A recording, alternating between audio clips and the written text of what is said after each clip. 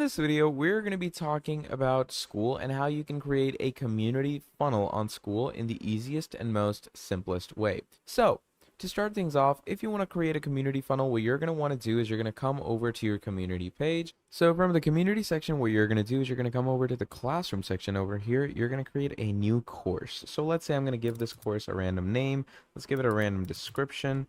And once we're done with all of that, we're going to click on add. Now, once we click on add, what it's going to do is it's going to bring us to a new page. So I'm going to open up this new page, and now you can go ahead and start creating funnels over here.